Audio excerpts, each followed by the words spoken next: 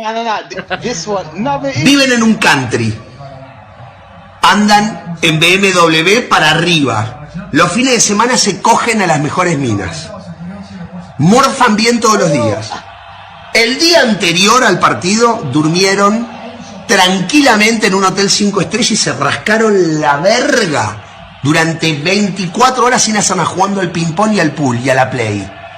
Juegan al fútbol todos los días de su vida. Los botines, $6.000, $5.000, no sé cuánto salen, ponele 3.000 mangos, 4.000 mangos, están vendados por un kinesiólogo. Están bien comidos, están bien entrenados. Las medias, que son las que no te cortan la circulación, los pantaloncitos, que son los de los huevos, que no te raspan los huevos, la camiseta te estira la espalda, es la que no transpira, que sale 800 pesos, no sé cuánto sale una camiseta para jugar al fútbol. La pelota es perfecta, 120 euros, inflada con un barómetro a 8 bares, la cancha no tiene un solo pozo, el arco tiene 7,20 metros por 2,40.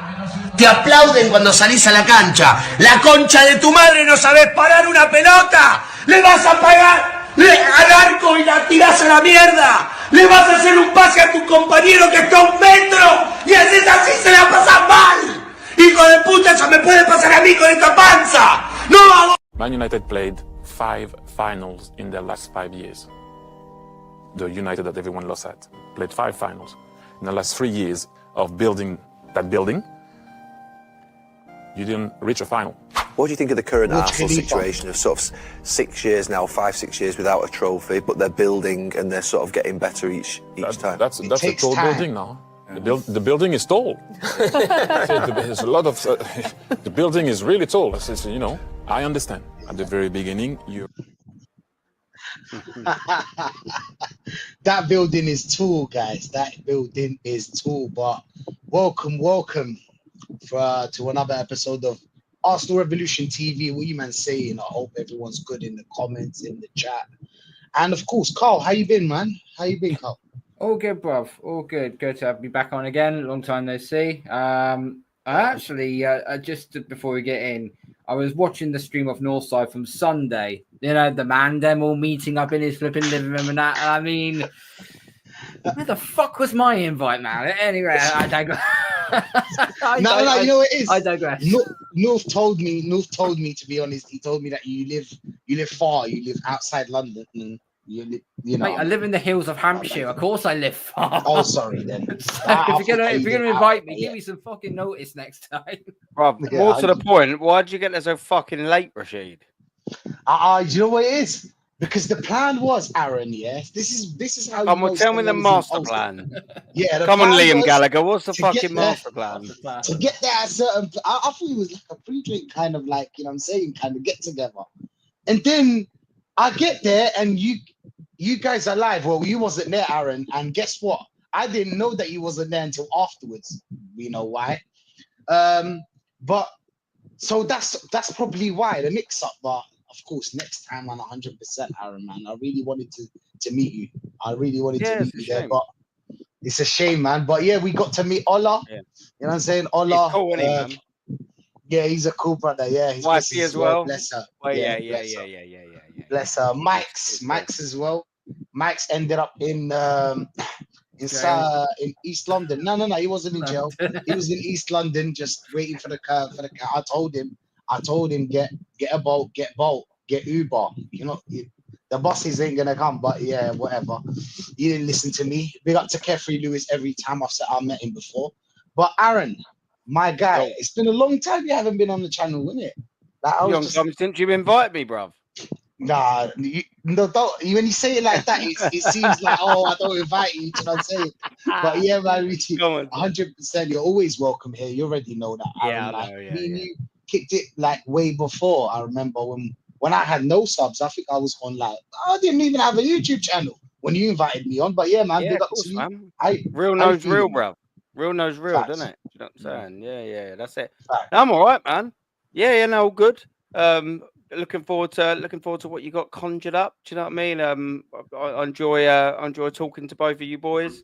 So did the chat. Enjoy. Do you know what I mean? Listening to all of us. I'm ready to have a little chat about Arsenal, man. Do you know what I mean? My missus is I could use be a little bit louder if you'd believe that could be any possible. She's doing a 4-on-4 off thing, so I get to shout a little bit or talk a little bit louder. Sometimes I have to be a little bit more quieter, or I try to be. She's not in the house today, so do you know what I mean? I get to starfish in a bed like that. Do you know what I mean? Lay diagonally, be an absolute pig. Do you know what I mean? And yeah, I love it. Yeah, yeah. Oh, it's brilliant. Yeah, don't tell her that. Though. Don't tell her that. But listen. To yourself, bro. You know, sometimes you need to share the bed with a chica, but sometimes as well, it's nice when she ain't here. I'm not gonna lie. Do you ever regret, like, you know what I'm saying, getting like a relationship? I know this has nothing to do with it, but I just wanted to ask, do you regret? Do you know what? I regret it all. When I wake up in the morning and the kids are screaming and being arseholes, I'm like, do you know what, man? I could be in another country somewhere with two chicks, and instead I've got these two yapping little wankers, and my missus is having a go at me. Do you know what I mean? Such is parental life, isn't it? But you know, I've had plenty of times where I've woke up next to a couple of chicas. Do you know what I mean? It's just usually them shouting at me. Yeah, she's not listening. What have you done? Do you even remember anything about last night? No. Yeah, fucking throwing trainers at me and things like that. Get out. All right. Yeah, don't worry. I was on my way anyway. What? No breakfast? Need to throw my trainer at me. I'm got Adidas Superstars being lobbed at my head. Do you know what I mean? Over the years, I've learned off of the film Dodgeball, the 5 Ds, isn't it? Dip, duck, dive, dodge, and dodge, dip, dive, and dodge. Yeah, that's the one. Yeah. If you can dodge, listen, if you can dodge a trainer, you can dodge a ball. You can dodge a wrench, you can dodge a ball. Facts, man. I'm all right. Yeah. But yeah, today we're gonna be talking about something big, like these. Big up to Paris Mandan, big up to AJ, big up to Norms every time. Come on, Norms, you're already welcome anytime. Do you know what I'm saying? You're welcome anytime. But yeah, catch up soon. But we're talking about Sesko today. Apparently, so first of all, let's start with what Sesko said. You know what I'm saying, well, not what he said, what he demanded. What Sesko demanded is, he gets a fee. He gets, what do they call it again? Oh my god, I lost the word. He gets that. Oh my days, how am I losing this? But anyway, you get a certain price to get that certain player. Okay. Now we're in a situation where, like, I asked somebody on Deluded channel. They were like, I asked Deluded and the whole people there. I was like, how do you feel about this Sesko doing that? How do you feel about it? Because we don't want Sesko. But how do you feel about Sesko doing that to our club? Do you know what I'm saying? It's the thing is that what they told me that other teams were using us as stepping stones. Well, I'm sorry, but other players were using us as stepping stones. I was like, well, sorry, they didn't use us as stepping stones. See, how it worked was that these players went and wanted ambition at this club. They wanted the board to show ambition at this club, and that's why they moved. It's not just a stepping stone. Now, this guy Sesko, what it tells me, what I'm reading between the lines, you are using us as a stepping stone. You want to go to higher things. Arsenal's just a stepping stone for you. And do we really need that? No. But do we really need that? Do you know what I'm saying? Here's my question. Do we really need Sesko to tell us, oh, you've got to put this in my contract, or I'm not going to sign? Sesko, 13 goals a season, 12 goals a season, talking to us like that. Why are we the most disrespected people, the disrespected club everywhere we go? Everywhere we go to talk to a player, they hang up on us. They disrespect us with crazy numbers. We never get what we want. Do you know what I'm saying? It's just. Can I answer that quickly? Can I answer that very quickly? Because we allow it. Facts. That's why we allow it. The thing is, it's like anything, yeah? It's like anything in life, bro. Like, if you allow yourself to be taken the piss out of, you're going to get probably taken the piss out of. Do you know what I mean? Now, that could be by your chica, by your boss, and unfortunately, we see it translates into the football club. Arsenal are a sort of a bit of a joke and a bit of a farce in terms of I know we're talking about incomings, i.e. Sesko, but even outgoings, you set a sort of precedent. And do you know, like sometimes when you're at school, and I'm going a little bit off topic, but let me land, like, you know, someone unfortunately gets a nickname and it sticks with them. Well, the fact that Arsenal are poor sellers stuck with them. The fact that we're terrible at negotiating sticks with them. And things like that stay with clubs a long time. So when it comes to us being interested in a player, them being interested in one of our players, they're like, well, Arsenal can't really sell for love nor money, can they? Which is why we consistently have our proverbial pants pulled down.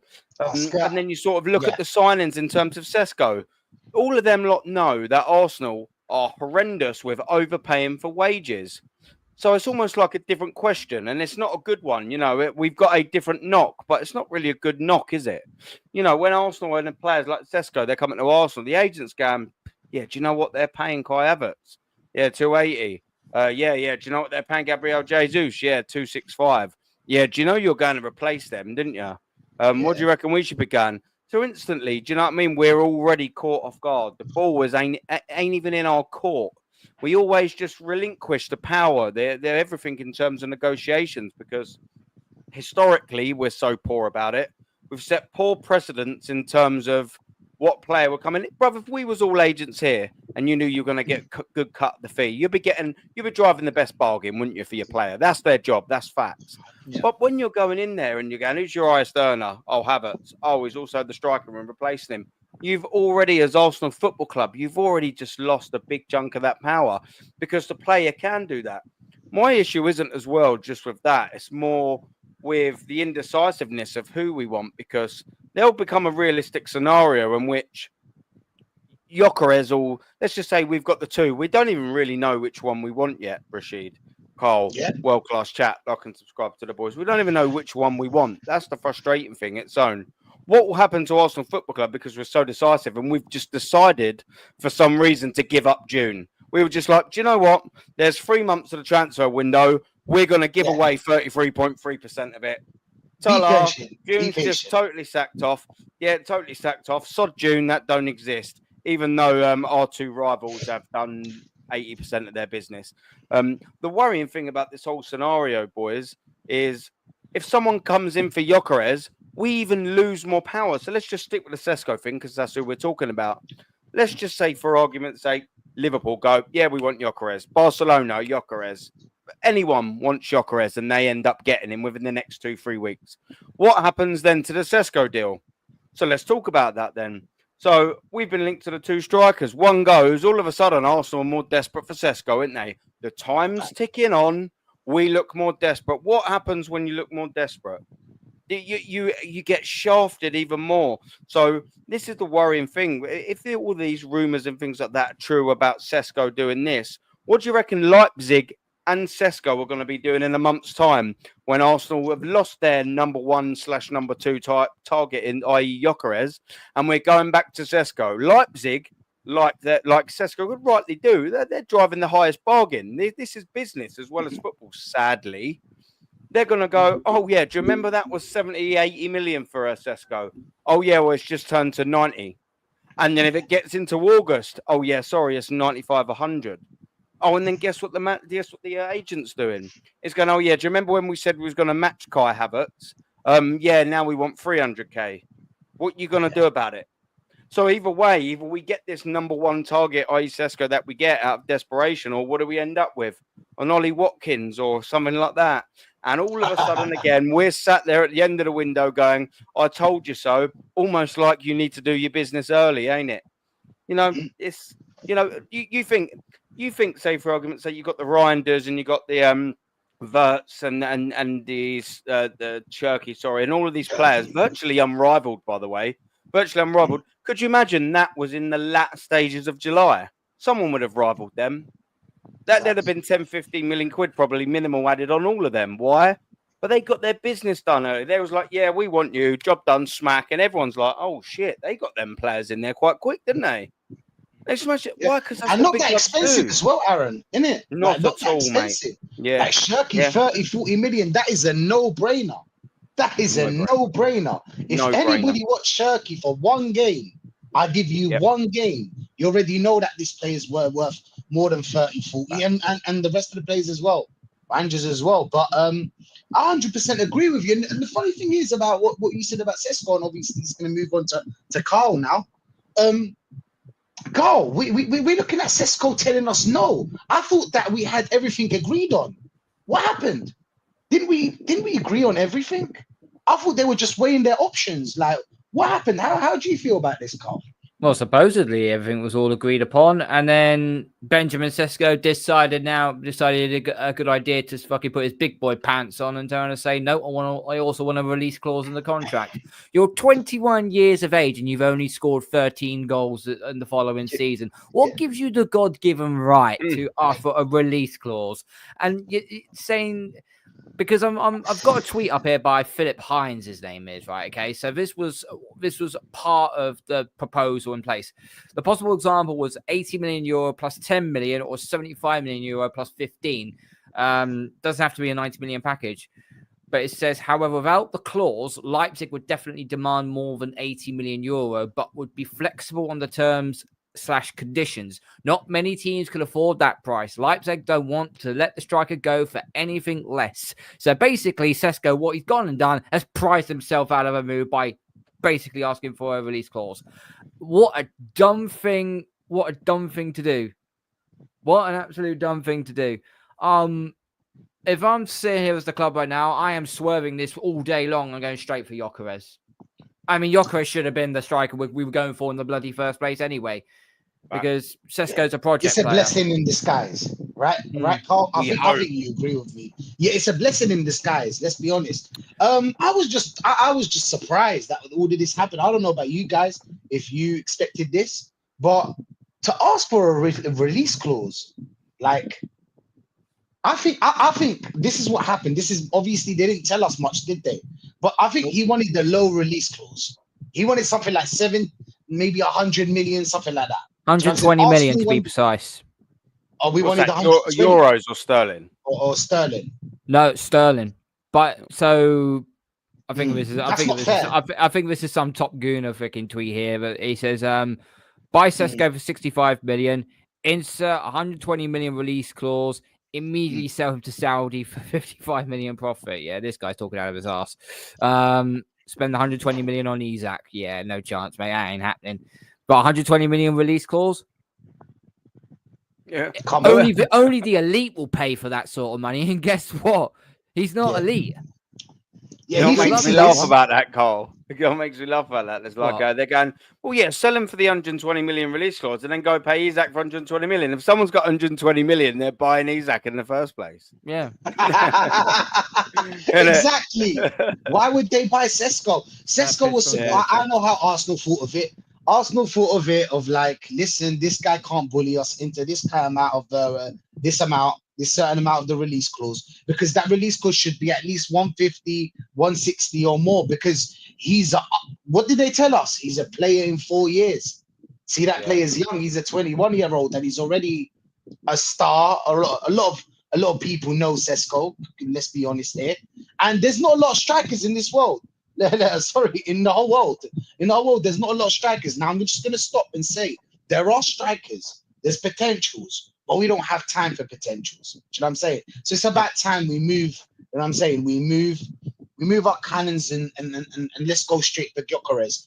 And I don't know if they're really going for Gyökeres, because this came out today saying that Arsenal apparently don't have the 10 mil.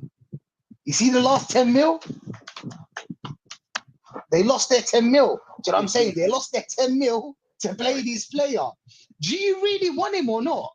Is this all a joke to you? Because it doesn't look like you're serious. So they haven't got the 10 mil because they can't get fucking Zechinko off the books. Oh yeah, we're going to talk about Zechinko. He's the last one. I put him at the last because that's fine. I just don't want to hear about it. Do you know what, Rashid, as well, is so counterproductive, because we've seen this, especially at Arsenal, and numerous examples, time and time again. I mean, just look at last season even. Mikel Merino at 35 million with 1 year left on his deal at the start of the window, wanted to leave Sociedad, wanted to come to Arsenal. They wanted to sell him. We wanted to buy him. Like, we left it so late, haggling over pissy amounts of money. We looked desperate in the end, and the price went up regardless. If we'd have just went airs 30 at the in June, they'd have gone, oh yeah, here. But we ended up overpaying, and it's just so counterproductive. We actually think we're saving money by haggling, but the later the window goes on, we ultimately end up looking desperate and spending more money than we originally started with anyway. And there's just so many sort of disappointing things, like just appease the fans, for crying out loud. Get your business done. You know, if we'd have, look, we don't want Sesko, I don't think, on this panel, and I don't think a lot of people in this chat do. I think we want Gyökeres. But at least if they'd have gone, yeah, we've got Zubimendi and Sesko in by June the 15th, you'd have gone, look, I mean, it's not the window we wanted, but at least if it's the window that they sort of semi-wanted, they've got it done. Do you know what I mean? Like, I'd at least give them only credit for that. I wouldn't be happy with what they brought in the door, but I'd at least go, look, at least they've got it done. We can't even say that. Like, they still don't even really know what one they want. They just don't. And it's the 24th, and it's a farce. It's a joke. You almost get to the point where it's like, all the top gooners, bruv, they all say to us, didn't they? They're like, oh, calm down. That's why I keep doing it on every single one of my streams since the 6th. And I add it, oh, calm down. It's only the ... Funny how that time goes, though, isn't it? Funny how that time goes, because we're nearly in July. Then we're nearly going to be in August. Aaron, then the league's nearly going to be done. It's like this every season. It's so annoying. Yeah. It's so annoying. Yeah. This is what I want to do to top gooners. This is what I'm going to do to them. This is what I'm going to do to them, man. Oh, to shit out. You've got no friends. You don't know drowned. Them fucking Hawks are playing well. I'm telling you. Well, you want some? Hey? You want some? Well, the Hawks are playing well, wouldn't You they? want some or what? Who read? You want some They're or what? fantastic. They're fantastic. You're playing shit because you've got no friends. What And are you're a you? load of wankers. If you want some, I'll give it you. You want to do with me? I'm joking, mate. I'll give it you. Yeah? I I'll don't want give to deal you. with it. Do you know, he's a brave man. I can't lie. He's a brave man. A legend. He's I a can't boy, lie, isn't he? legend. Yeah, Did you he know, is, he just is, quickly, one of my mates, like, do you know, a friend of a friend sort of thing, they Yeah, hired him on a stag do and got him, handcuffed him to the fucking stag and got him absolutely steaming with him, like about 4 or 5 years ago. 500 quid. Yeah. There. I'll try and dig out the photos and send one over to you. 500 quid. You have to pay for his drinks all night, but yeah, he handcuffed him to the stag and he was out there doing his thing. Yeah. I'll pay for them. This guy's a legend. Yeah, but like, it was one of them friend of a friend things. I've seen the pictures. Yeah, it's funny. Yeah, Man. I'll pay for them. This guy's a legend. But that's it's so annoying with these Arsenal fans. Do you know what I'm saying? With these top gooners, it's just so annoying every season. But yeah, we've got to go through some of these comments. They got to Paris Mandem, my G. To be fair, he wants Lewandowski's spot. He was on 100k at Leipzig. How much would he ask us for his wages? Be too much? I don't think the wages was the problem, Mandem. I don't think it was the problem. I think it was the release clause. I don't think it was the wages. Do you know what I'm saying? He just shocked them with the release clause. Do you know what I'm saying, Aaron? They were like, oh damn, I thought we were friends. Do you know that kind of thing? No, this is business. There ain't no gentleman agreement. There's not a gentleman agreement. This is business. Nobody's your friend. You're a rival. You're another club. You're a rival. They sell to the highest bidder. These are all prostitutes. They're all. And let me not say the other word, but that's what they do. Do you know what I'm saying? They're here for the money. Mercenaries. That's what they're here for. You heard Partey making millions and talking about, oh, we need more money. We need more money. I know, fair enough. Do you know what I'm saying? Fair enough, but it just tells you the mentality. And this is Partey. You know that he loves Arsenal. Do you know what I'm saying? And he's an Arsenal fan. You get me? And it's just how the dunya works. You get me? But it is what it is. Nah, it's cool. There are rumors Barcola turned us down. That could happen. I don't find it. I mean, Barcola, why would he come here? He can fight for his place at PSG. If only one person is injured, he's back in. And that's most likely to happen. They're wingers. Because they're so techy, they're wingers. More happy sitting behind Kvaratskhelia than joining Arsenal. Yeah, I can't like Kvaratskhelia is just way better than him. Way better. Yeah. Market opportunity. No, but he's not the right profile. Do you know what I'm saying? The Slovene Andy Carroll Oh my days, man. I don't want to see Sesko. I can't lie. Big up to Shane for the raid and big up to Shane for pulling up. Shane, what are you saying, man? What are you saying, bro? All good, man. All good. How's everybody keeping? Hey, listen, do you know what we're talking about? We're talking about Sesko's release clause. Let's just get you right into the conversation. We're talking about Sesko's release clause. I think it's a disrespect. All of us here think it's a disrespect. And we were just talking about there's no gentleman agreement in this football. There's no friends. There's business. No. You get the business done. So what's your thoughts on the whole situation, the Sesko situation? Yeah, my thing with this is that these sort of tippity top gooners, the Semius and all, are absolutely outraged that he would ask for use us as a stepping stone club, right? They're absolutely outraged. How dare he do this? How dare he do that? And as I left a comment in his thing saying, you don't get to be mad about this. You do, Rashid. Carl gets to be mad about this. Aaron does. The people that see this club as the proud club that it once was, we get to be upset when a young player says, I want to, I see myself moving on. These fuckers that have lowered the standard to the ground to the point where I've never seen it this low before, saying that second is a journey and it's all about the journey and we got to the semis of the League Cup and we should be happy with this. They don't get to be mad when a player sees us the way they see us. They don't get to be mad because they've put us in this position. They're the ones on Sky Sports, Semi-U and Moneypenny and all. They're the ones on TalkSport saying Arsenal fans are getting greedy. This has been great time. AFTV said that the Arteta years are better than the George Graham years. When they're saying things like that all the time, they don't get to be mad. We get to be mad about this. We get to be mad that our club is seen as a fucking middle of the road young player who scored 13 goals last season is looking for a fucking buyout clause.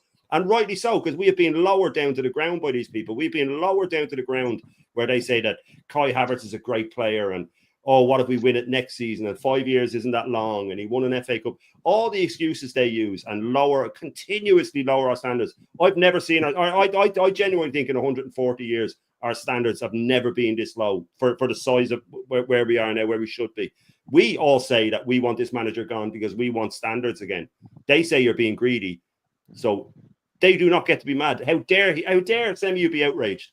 He has no right to be outraged because he goes on that stream every day and he says that this is a great situation. People don't know how good we have it. Look where he took us from. Look what he did. Look what he did that. You don't get to be mad. We fucking do, pal. But that's my personal opinion on it. Yeah. No, I hear that 100%, and I agree with you.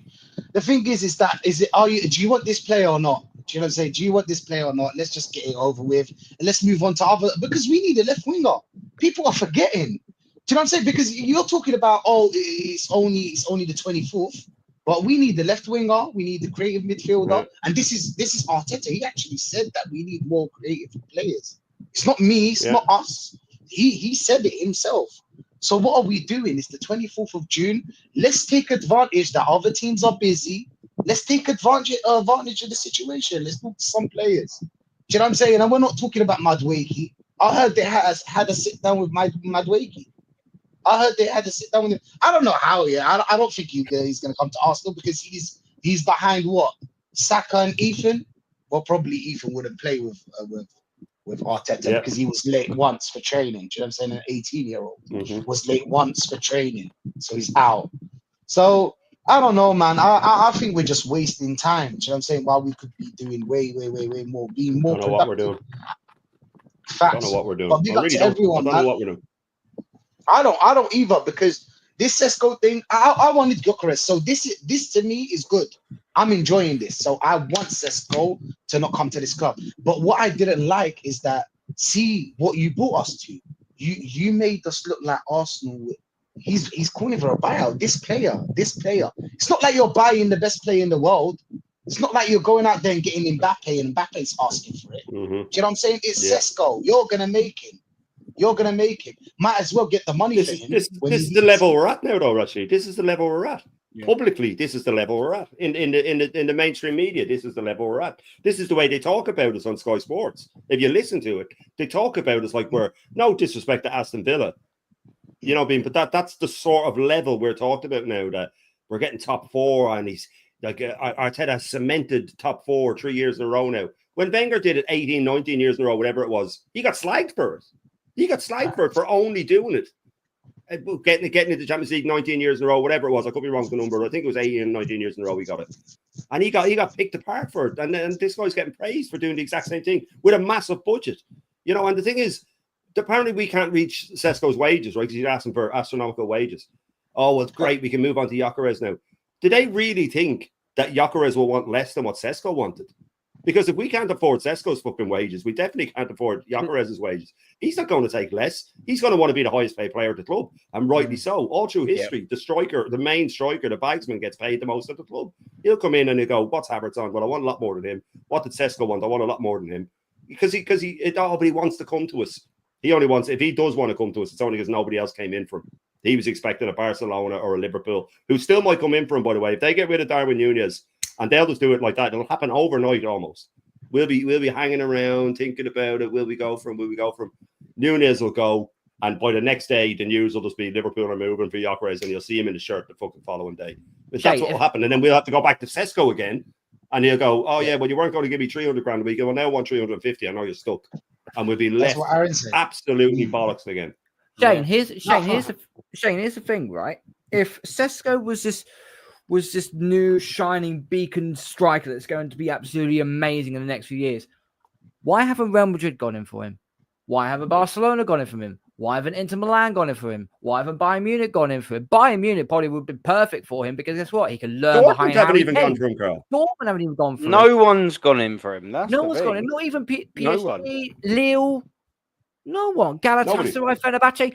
They've not gone in for him. There is only one reason why. They don't rate the guy. But yet for some reason we do. Makes no sense. And unfortunately the likes of Marmoush, the likes of Cherky, City just get them with absolute ease. It's as if no one's bothered. As if, as Roy Keane would say, as if the Premier League was half asleep. Yeah. Do you know what makes me laugh here? Is like you'll get like a deadline day forever and ever. All the previous ones, they're like, oh, they get the deal done in a day. But then you'll get like the top goons that come in and be like, oh yeah, but the deal's complicated. Why ain't it complicated on deadline day? Yeah, like yeah. Why ain't it complicated on deadline day? It makes you laugh. They're like, oh, who's about? Oh, you want it, and they get deals done within like 2 hours. I get it. It can be this time a little bit more complex. But like, what's the difference between getting a deal done in the day and having to take 3 months for it? Boys, off the top of your head, how many weeks until the Premier League starts? 7 and a bit. Yes. Wow. It sounds quite mad when you start saying 7, because in your head you're like, oh, it's the season's just done, and you almost forget that we've given away 3.5 weeks already to this transfer window. Just totally giving it all up, 3.5 weeks, and we will eventually give up 4 and a bit weeks because for some reason we don't do business in June. The only club in the planet, by the way, that decided to work that way. But hey, I digress. We've got 7 weeks, 7 and a bit weeks. Do you know how many weeks we've got until we go to our pre-season training? Less than 4. Exactly. Less than 4. Was it 23rd of July? So it's something like that, isn't it? Yeah, 23rd of July. It's the day before me and Rishi head out to Madrid. So I'm sure it's something like that.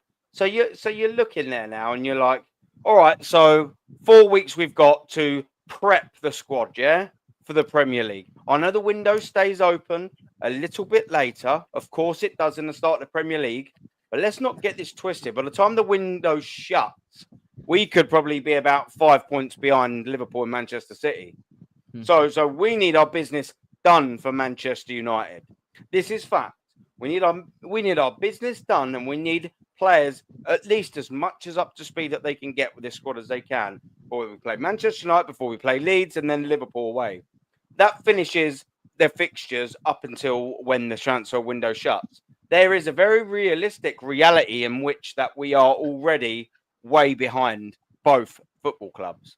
Very, very realistic. If someone said to me, oh, yeah, we're probably going to draw the first game, Manchester United, I'd go, yeah, probably. If someone said, oh, win at Leeds, yeah, you could, but that'd be tough. If someone said to me, you'll draw that, and I wouldn't be flabbergasted. Arsenal started the league at home quite poorly, even though we've got results. Like last year, Nottingham Forest was not convincing. I saw it with my eyes. And then at Liverpool away. There is a reality we get 4 points out of that. Minimum. Maximum, sorry. A very maximum.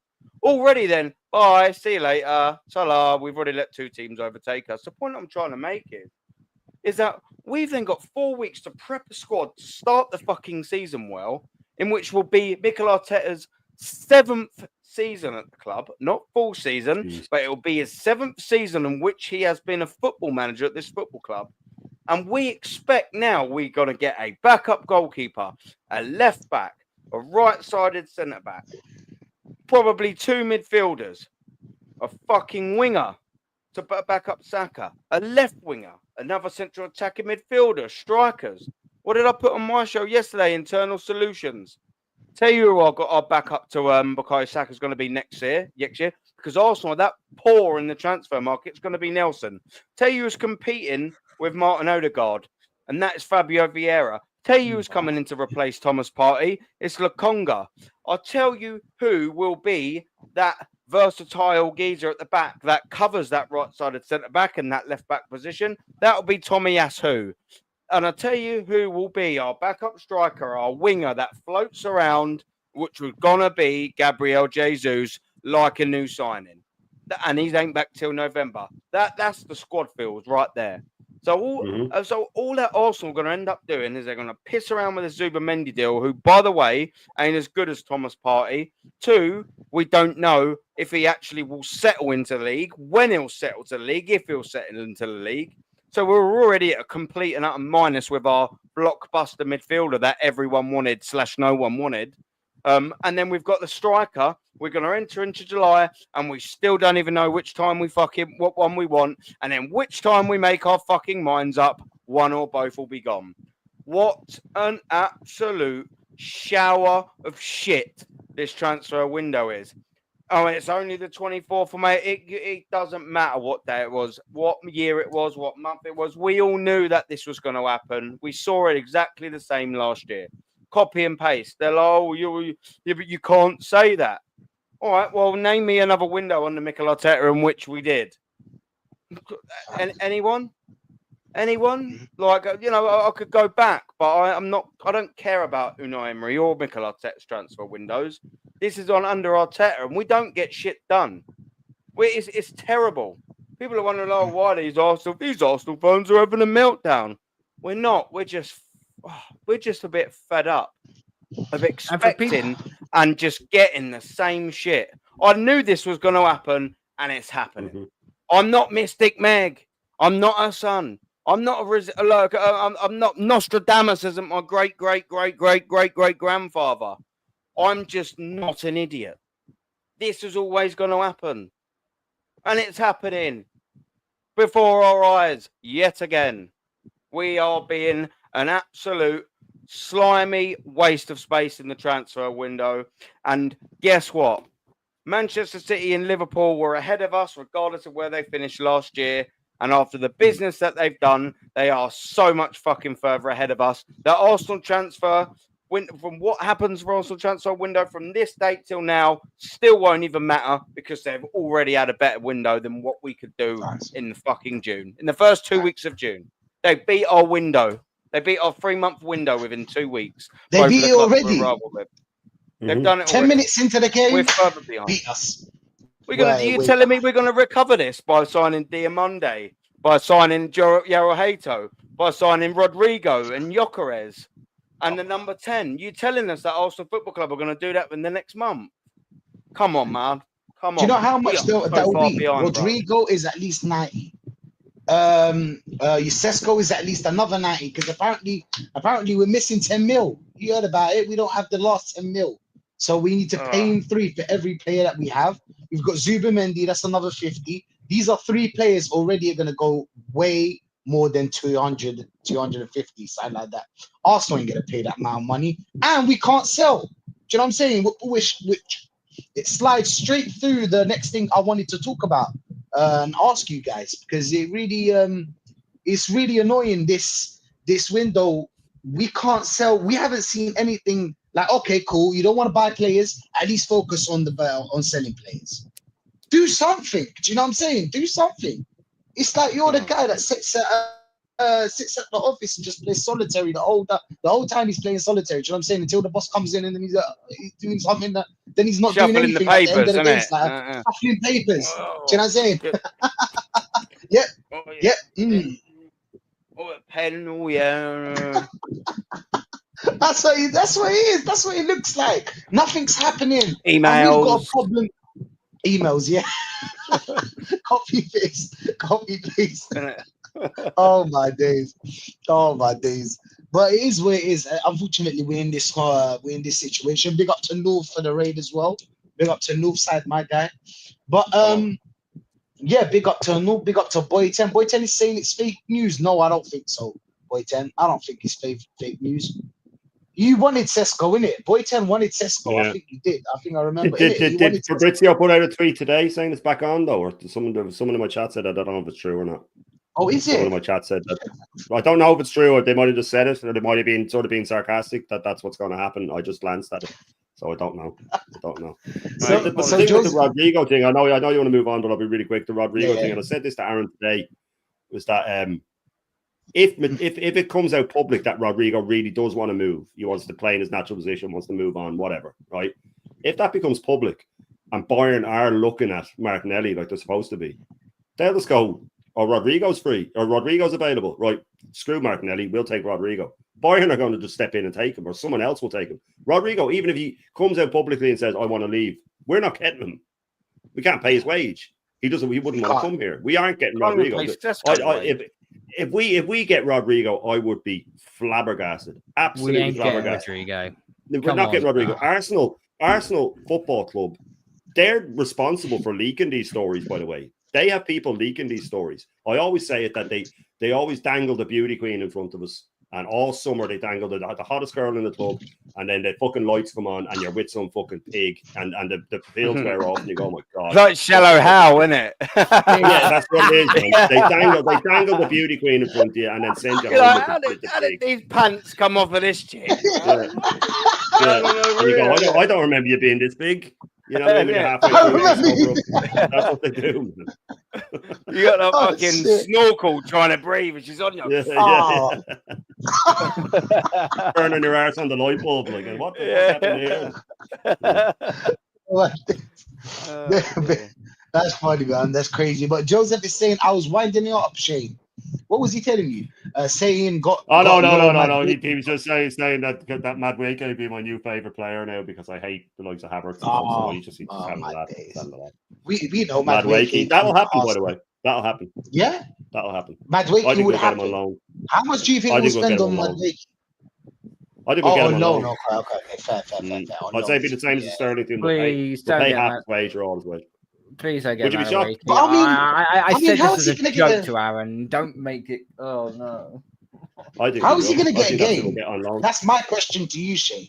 How is he going to get a game? Because you've got Saka, and you ain't getting a game unless Saka's like hospitalized. You know what I'm saying? Yeah. It's the only what it is, Rashid. And yeah. Oh, sorry. Go on. Sorry, I thought you were. Yeah, that's the only really, and you can't play where Odegaard is because I know that Madueke can kind of play where Odegaard is, where you play that like kind of like number 10 that shifts right, whatever. You're not getting that spot as well. You're not playing. Odegaard and Saka are untouchable. Yeah, untouchable. But where would he play? Would he play on the left?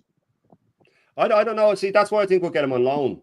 Because and it leads to a point that Taryn made, absolute legend Taryn, by the way, BBK Sports. Make sure you go over and show him some love. He was on the Bruised Banana on Thursday, and he said that Liverpool have signed Verts, City have signed Cherky, and they've signed Reinders and all these players.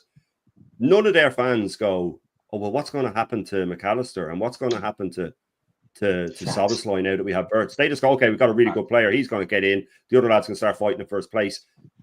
Because of Arteta and these fans, where they insist on Odegaard and Saka, Arteta's as bad. The fans are as bad as him. They're the ones saying, we need new number 10. But what about Odegaard? What about Odegaard? What about him? Oh, no, I don't want him out of the team. Okay, so you want him just having no pressure put on him. You know what I mean? We're the only fan, and well, not us, but the 93 or 97% of the clowns out there that support the club, they just go, well, what about him? What about him? No other club does that. No other club says, oh, well, we've got Reinders, so what about What about Nico Gonzalez, about Silva or something like that? Yeah. Or what about Silva? He's been a good servant. Yeah, but his legs are going, so we're replacing him.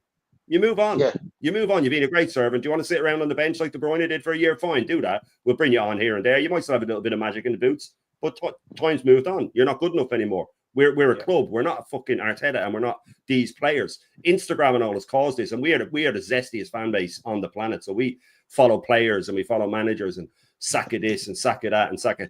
You know what I mean? Like Saka's a great player, but I've always said this: if he had a, Are you gay now? Yes, you are. He calls his brethren babe. Yeah. My bad. Sorry, I had to. If we still had Emery, say, for the last 6 years, Saka's numbers will be up at Salah's. And I openly say that. Saka's numbers will be up at Salah's if we still had Emery. Emery gets 100% out of all his forward players. Look what he's done with Rashford. Rashford was shredding PSG in that game. A Rashford that looked dead. Watkins was a much better player under him. Morgan Rogers. People going on about us getting Morgan Rogers. I mean, Lewis Skelly to me is a Morgan Rogers-esque player. We have one there. Why would we spend 100 million when we have one there? Oh no, he's a left back now. He's a left back now. You know what I mean? It's craziness. But it's back to your point. I don't know. I don't know with this club. It just does your head in sometimes. But Madueke, I can see it happening. We'll get Kepa. We'll get Madueke. We'll get Sesko. I still think that's who we're going to get. I really do. I think Arsenal are just flirting with Gyökeres to make him panic and drop his wage.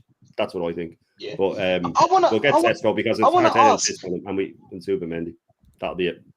Do you know what I want to ask? Yeah, every time they put Kepa out, there's something they always write: 5 mil, 5 mil, 5 mil. It's like they're boasting about him buying him 5 mil. You're paying him 100k. How about you put 100k there? How about you put 100k there? But this love for these players, I don't understand it. Why can't we compete?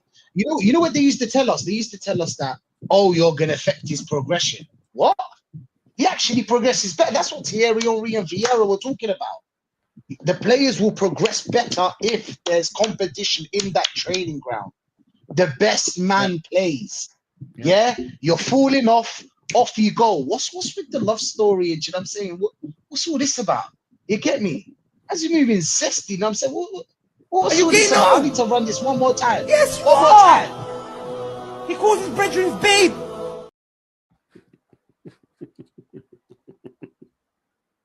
Work. Did it work, man? Them I don't know. Yeah, it did work. It did work. Yeah, it did. Yeah. See, I'm enjoying this whole yes, you are. Clips. You know what I'm saying? It's new to me. He calls his brethren babe. You got to keep up with it. Package now that you can do all this. Yeah, it is addictive. It's addictive. You're on mute, mate. Okay, everything back to order. Sorry, my bad, people. But every time it just annoys me, these top gooners, do you know what I'm saying? These top gooners, they really annoy me because what's all this love for these players and we're not getting anywhere with them. And they're the biggest part of the problem. But big up to everyone, big up to Views, big up to Darren, big up to Vigilante, big up to E-Ross. There's a lot of comments. We can't go through all of them, and you have to understand me. So you've got give him a 130 mil release clause. This is Boy 10 speaking. He loves Sesko. I don't understand. If someone really wants him for that money, we are probably happy with his service, and they must pay that money up front. Well, Boy 10, do you know how Arsenal are looking at it? They're like, listen, we're going to pay a lot of money for this player. We don't want to just get. They're already going to pay 100 mil. Do you know what I'm saying? They already paid for the player 100 mil. See, I think they bought Sesko for Isak. They bought him from Sociedad for like about 60. Was it 60? Was it 60 mil? Something like that. I don't know. But it doubled. 50, something like that. 52, something like that. Do you know what I'm saying? So it doubled. We're not really getting enough money for that. Pardon me, sorry. But yeah, man. Big up to Norms. Norms in the chat. Big up Don C, my guy. Don C, bro. Link up soon. Ozzy, yes. Link up soon as well. Big up to everyone. Big up to Ozzy. Big up to Paris London. We got Prom in the building. What you saying? Topside Highbury saying, don't forget Arteta's early July La Manga. Jolly with the players and wives there. He cements his favourites. Facts, man. Facts. That's the one. Oh my days. What are we gonna do? But We're going to move on. We're going to talk about Milan. AC Milan wanna buy Zechinko, and apparently they had talks. But guess what was the problem? Everybody, guess what was the problem? It was the money. There's astronomical wages they're on. The madness. I don't know who was the first guy to put these players on these kind of money. I don't understand it. I don't know why you would put Zechinko on that, because you didn't just double his wages. He just went like you. 7.5 times. 7.5. Was it times 7? 7.5 times times. 7. 7.5. 7.5. times. Why? Yeah. He was on 20k, Why? bro. He was And on you don't 20k even up to pay him. 150. Imagine, and you don't even play him in his original where he actually plays. Do you know what I'm saying? See, you're not Pep. Pep used to get away with him playing left back because Pep had a system and they had so many players around him that he can play him there. You're not him. You better understand right now that you're not that guy. You need to move on. Sometimes you got a plan A, it doesn't work, you move on to plan B. But what's your thoughts on this, Carl? This problem with the wages is repetitive. It's been happening, but with a lot of players. When you look at our wage structure, it is completely untenable. 280 for Havertz, 265 for Jesus. What's Zinchenko on something like 150, 200, something on those lines? 150, yeah, 150. Yeah, 150, something on those lines. No wonder we can't get rid of him. This is the problem we're going to run into over the next couple of years. When it comes to selling the dead wood or selling the players that are not good enough for this football club anymore, we're going to be very, very hard to sell them on, because guess what? Their wages are absolutely astronomical. We can't even scrap around 10 mil to get rid of Zinchenko. And I'll give you a comparison. Kwanzaa for Liverpool. They're about to sell him for about 30, 35 million. Now, why are they doing that? Yeah. Because Kwanzaa is on 15k a week, which is pennies on the dollar when it comes to Liverpool. That's just standard bench player in the Premier League. That's why they've been able to sell him on for a good fee, because of the wage. You know, Guns has made it perfectly how he says about how we are trying to balance the books out for this month before we go into July for the new financial year, because we're trying to pay off everybody else. We haven't got the money to buy all these players. But when it comes to selling, we are the worst Premier League club in history when it comes to selling our players. What's our biggest one? Oxlade-Chamberlain, Alex Iwobi, or 35, 40 million each. Balogun, ESR, they're still 25s to 30s, isn't they? They're nothing, mate. They're nothing. Our record's still 35. Man City was a perfect example. Julian Alvarez. It was second stringer to Sergio to Haaland. So what do they do? Right, we're going to sell you because we need to get you more game time. What do? They flogged into Atletico for 80 odd million. That's what you call getting a return back for buying someone cheap and then selling them on the high when you know they're not going to fit in their squad anymore. We can't fit Zinchenko into our squad, A, because he ain't good enough, but B, we can't get rid of his ass because of the wages. It's absolutely disgusting how this club has run. And as Shane and Aaron and yourself and Lee and whoever else has said this, okay, when it comes to when this manager goes and when this new regime will eventually take over, holy shit, are they going to be in for a rude awakening when they look at these books and goes, look at all this fucking damage. Because it's collateral damage at this point now. This is going to take years to redo. Guarantee you, most of these players are on these ridiculous contracts. Either they're going to go for pennies on the dollar, or the contract is just going to get ripped up again. Oh, when did we start doing that? Oh, that was it, 2019. Back to square one we go. Yeah. But these top gooners, they don't want to notify it. They don't want to rectify it. They want to think it's all sunshine and rainbows and have a peace battle over Gyökeres or over Sesko. No, bruv. Nah. Static is spot on. Static is absolutely spot on there. Madrid had the help of Berta doing great business for Alvarez. Yes, he did. Kyle, bruv. Do you know what I mean? What I tell you, it's all about the internal solutions, bruv. Told you, like a new signing, Tomiyasu, like Dio saying, like I said earlier, Tomiyasu, Jesus, like a new signing. and you got Nelson, Lokonga, and Vieira coming back. They're gonna be five of our 10 signings that we needed. Worrying, bro. Look at the shit that we've got, man. And we've just totally handcuffed ourselves in every aspect of this football club. You know what makes you laugh? It's that poorly run. You're like, oh yeah, we can't make signings until the 1st of July. Why can't we make sales?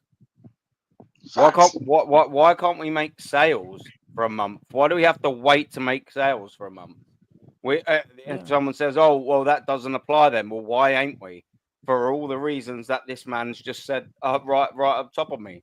Because of the wages. If we just handcuffed ourselves, that's why I'm not making sales. We will, and again, to copy what Carl said correctly, we then either have to sell at ridiculous costs or rip up contracts. And exactly what Carl just said. What does that remind you of? It's ridiculous. He's hit it in one. We've said it all so many times, man. It's so frustrating. Well, why? What I don't understand if 4 geezers that have only started YouTube really and on Arsenal in the last year can see it, but people that paid multi-millions of pounds that have apparently been in football all their lives can't see it. That's what I just don't understand. Like, how can? Well, I'm not saying that we'd mastermind Arsenal's revolution, but what I'm saying is we definitely would do a lot better than the shit we've seen over the last 5.5 years. I can promise you that. Can I give you a slight example, Aaron? Okay, and I don't mean to take this back. I don't mean to take this back to the Sesko Gyökeres freaking debacle. Okay, but we're fighting over these two like it's freaking seagulls fighting off chips, right? We've also done this once before. Cast your mind back 10 to 12 years ago. The Luis Suarez saga. Player wanted to come. Suarez said he agreed personal terms with the club. He wanted to come to Arsenal. Yep.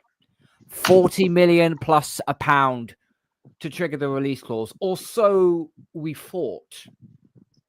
According to Dick Law, we only triggered it to have the conversation. Now, I'm going to put you guys in an alternative reality universe, okay? Let's say, for example, we did put, say, 45 million on the table for Liverpool. Trigger the release clause properly. Negotiate with Suarez properly. That same year, we also had contradictive talks with Robin van Persie. He asked us, what is our ambition? Are we ambitious enough to move forward? We say yes. We're going to buy world-class talent. We're going to challenge for the league again. We're going to go back to challenge for the Champions League again. In the next 3 years down the line, your lineup in midfield would have consisted of this. I'll go over the midfield first. Cesc Fabregas resigns. Mesut Ozil. Santi Cazorla. And then your front three will consist of Alexis Sanchez on the left, Van Persie running through the middle, and Luis Suarez on the right. We would have won that league at least twice. We would have won that league at least twice in that time frame. And then Wenger may have gone out on his shield properly, like the absolute legend that he should have been. But no. This is not the first time we've been pissing around with getting a striker. Just get it done. Yeah. Do you know what it does as well, Carl? It shows you ambitions of the players. That's why, whilst I'm very, very happy, and me and Northside very much agree on this, or whilst I also am happy that Gabriel Magalhaes has signed a new deal, I think he's a bit of a pussy, if I'm being honest with you. Yeah. Because he's just signed that deal, and I'm just like, what is your... Granted, it's all about your bank account, but I mean, where's your head at? Where's your ambition? Because if you had a bit of ambition, you'd have waited. And I'll tell you what, you'd have waited. And I'll take them points, what you were just basically sort of saying, Carl, and make similar to my own. I don't blame William Saliba. I don't blame Bukayo Saka. I don't blame anyone at Arsenal Football Club if they want to wait to see about the ambition of the football club, because a player's career is a short career. Bukayo Saka. Yeah, these aren't Arsenal fans. They're players. They're contracted to do a job at the end of the day. They don't love Arsenal. Bukayo Saka might, but at the end of the day, Harry Kane did. Look how much of his career-winning trophies he wasted at Spurs. You know what I mean? Before he decided to leave. Like, Bukayo Saka might look back at 29 if he'd done an Arsenal thing and go, fuck me, I wish I'd have left at 24. But that's not my point. The point that I wanted to make is, is if you're going to ask the ambition of the football club, which these players have it absolutely every bloody right to do, by the way. I would, if I was in their shoes, I'd be going, I'll tell you what, cool. I'll give you a gentleman's agreement, yeah? How much you're going to pay me? Yep, I'm happy with the wages. Cool. 4 or 5 year deal. Cool. That's all well and good. And this is aimed at Saka, Saliba and co, yeah? All right, I'll tell you what, gentleman's agreement. I'll sign the deal. Let me see what you get in at the window. On the 2nd of September, I'll see what your end of the bargain's like, your end of the deal's like. I'll see where your head's at, yeah? And then I'll tell you what, if I'm happy with who you brought in, give me the fucking pen, I'll squiggle it on the paper. I'm fine with that. But what you're looking at a Bill Saliba, if you're looking at it from a Bukayo Saka's point of view and whoever else needs to renew their contract, they're going to go, fuck me, this Arsenal club, yeah, they ain't really, just like Robin Van Persie did, just like Cesc Fabregas did, etc., etc. They're going to be looking and going, show me what your ambition is, Arsenal Football Club, and they're going to be going, well, maybe-ish, I sort of think so, possibly. I think sometimes-ish, maybe this year-ish, I think so, maybe. We might get Sesko-ish, maybe, possibly, or maybe that Gyökeres guy-ish, possibly, I don't know, sort of, kind of. Like, come on, man. Just pull your finger out for crying out loud.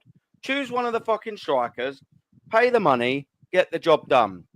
And it just does. It translates so good. Look at Declan Rice. Sorry, I'll finish very, very, very, very, very quickly. No, sorry. Look at I Declan thought you were done. It's my fault. Look at Declan Rice. Look at Declan Rice. You're looking at the kids and it's like, oh, yeah, I come here to win trophies. And in his first season, do you know what? We were close, yeah? We were close.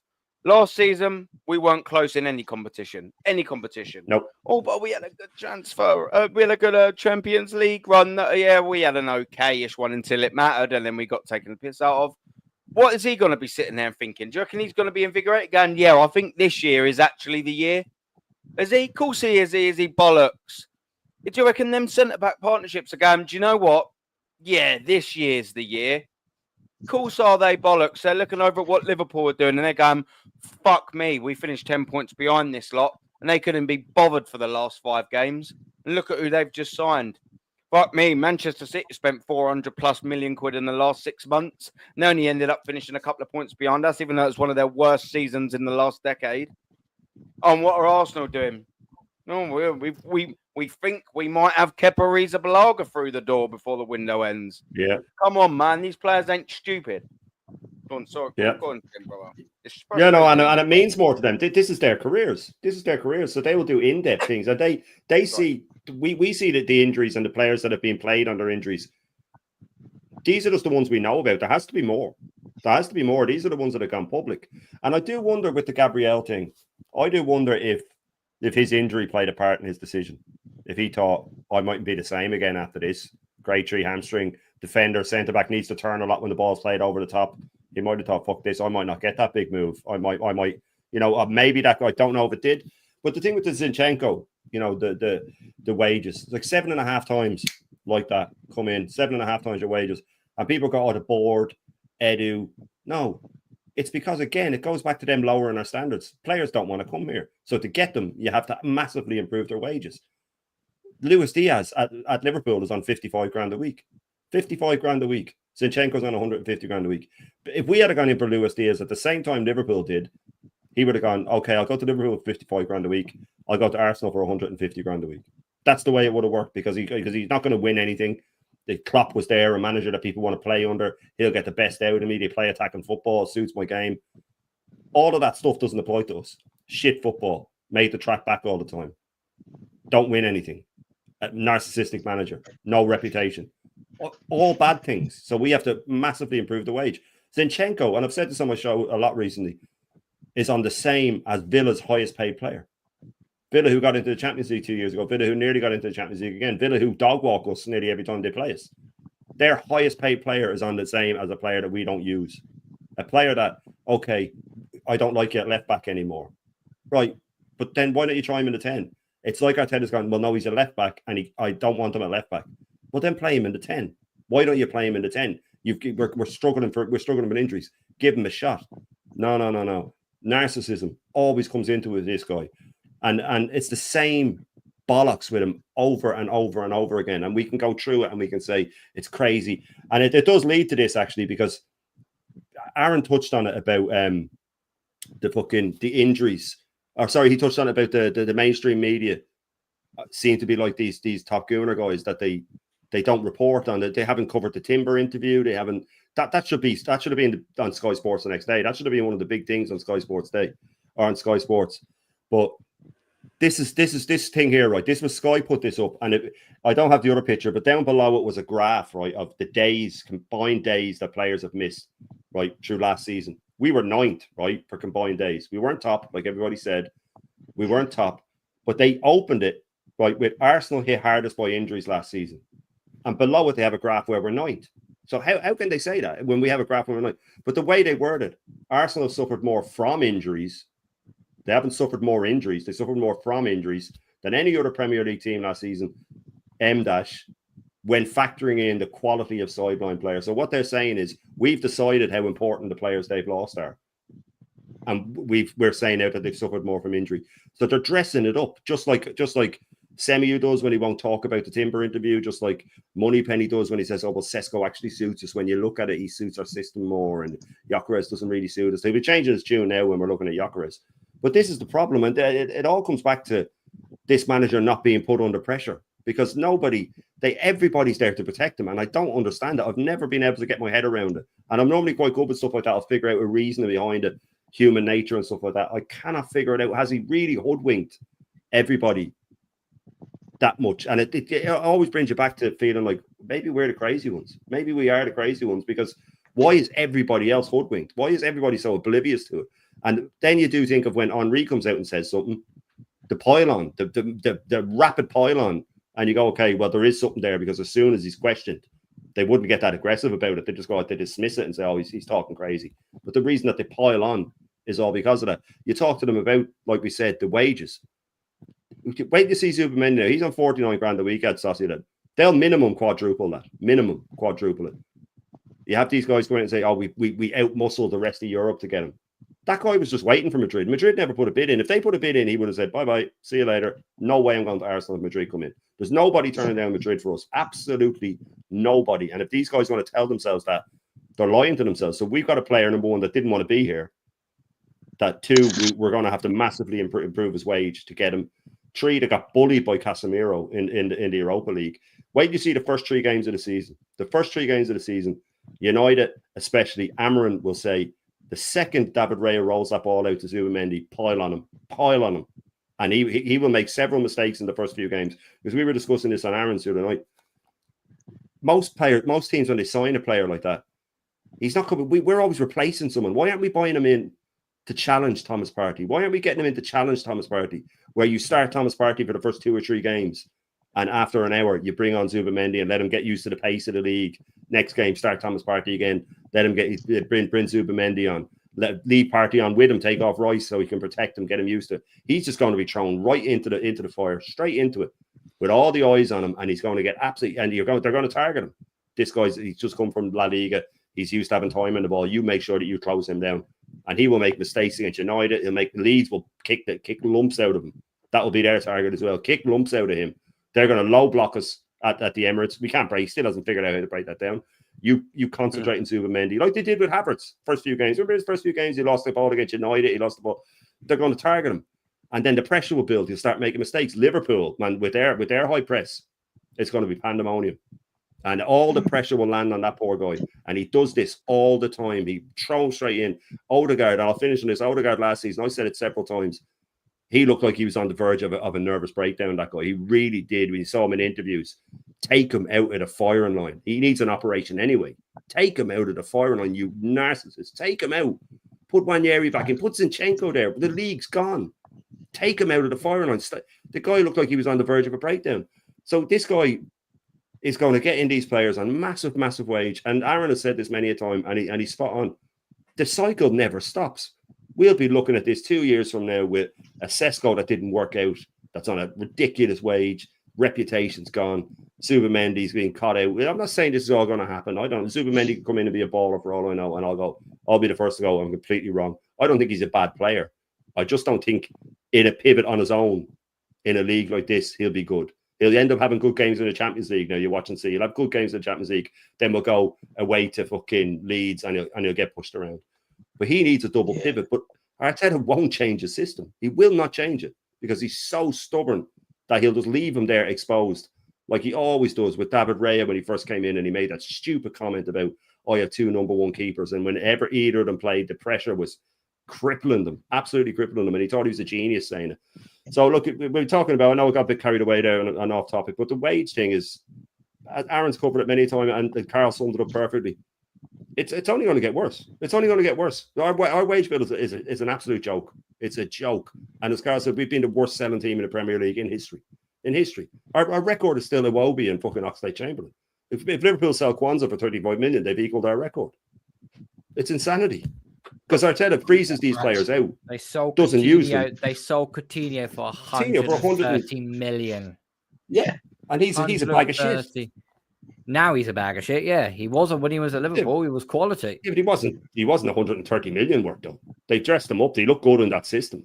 You know what I mean? The way they played with everybody was scoring freely. You know what I mean? He was a good player, but he wasn't that. I'd say Klopp was laughing all the way to them, trying to keep a straight face. You know what I mean? He told him, he had a pop at him. You could be a legend here and you could just be another player over there. But I'd say, even looking back on it, look at who they signed there with Van Dijk and all, man. It was a fucking not 130. Not 130. They won the league with what they signed, mate. That's it. They signed two leagues. They signed 2 parts of their spine. They bought Alisson and Van Dijk. They bought 2 parts of their spine. 2 leagues and a Champions League for them. 2 leagues and a Champions League for them. And several cups. Yeah.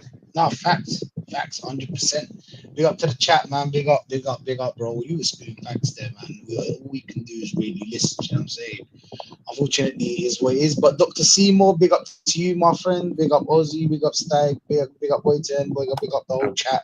Big up everyone. Here's a question. Here's a question that slides straight through to the next segment that we're going to be talking about. We're going to be talking about Bayern Munich interested in Martinelli, and I'll be very honest with Martinelli. Martinelli, I thought he was our player. Do you know what I'm saying? I thought Martinelli was someone that we can rely on, someone that will get me, 15, 18 goals, that kind of player. I know that he was never technically gifted. He wasn't the best technical player. What he was is dangerous and fast. Something that you can run in the Premier League, and you've seen Salah, dangerous and fast. Sometimes he barely touches the ball, but when he does, back of the net. Haaland barely touches the ball sometimes. I heard one time he touched the ball 3 times. One of them was a goal. Do you know what I'm saying? There's some players that you need in your team that can give you that. But back in the day, obviously, it wasn't the same because Fredrik Ljungberg was more technical. Obviously, he was technically gifted, but he was kind of like our spark. He was the runner. Do you know what I'm saying? He was our fast pace. Because we had Perez. Perez was more someone that would come short, you know what I'm saying, technical, can cross a ball, can score a goal. But Ljungberg was kind of that, and I was hoping that Martinelli was going to be like at least half of what Ljungberg was to Arsenal. But unfortunately, it is what it is. I really do believe he's a striker. He's a striker. You put him up there with someone like Sesko, you can expect goals. He's the guy that runs, and don't make him defend. If he defends, it's gone. You're not going to use Martinelli. Martinelli, if he defends, you're not going to see anything. But here's a question to the panel from Joseph. Big up to you. Would you sell Martinelli if it meant getting either Garnacho or Madueke? Thing is about Madueke, I don't think he plays on the left, but I get the whole idea. Now, my question to you, Carl, is Bayern Munich's interesting. Do you sell Martinelli? And if so, who do we get? Because we're not getting Rodrigo. Who's your second? You know what I'm saying? Second choice. Because Rodrigo's what I want. I'll be real. As soon as this transfer window started, and I saw Fabrizio Romano saying that, we don't have enough funds to buy Rodrigo, I was like, oh shit, here we go again. I thought they'll be serious this season. I thought they might be serious this season because there's a lot of Arteta-ins that are getting a bit fed up. You know what I'm saying? They're getting a bit fed up. So I thought maybe something will change, but nothing did. Bayern Munich interested in Martinelli. What's your thoughts, Carl?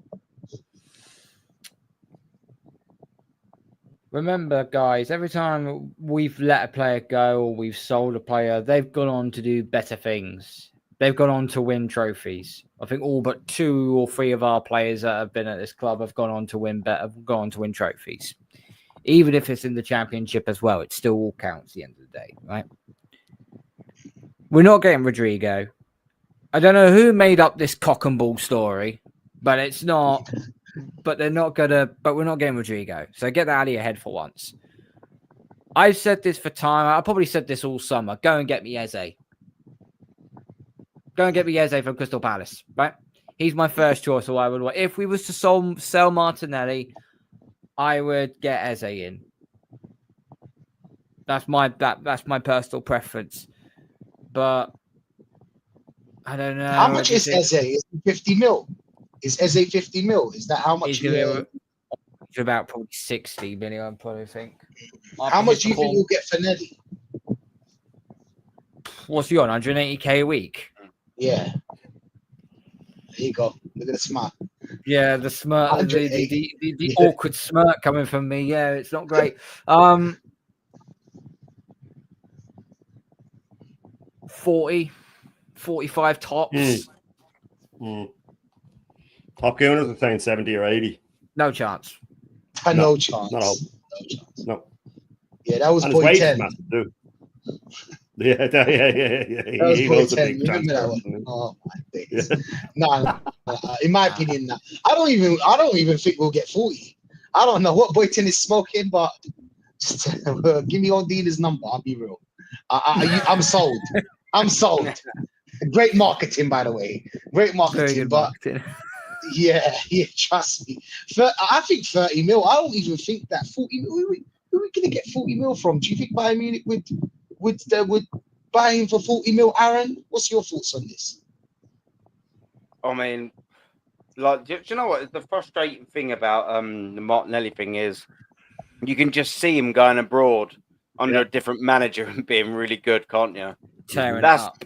That's the only thing. But look,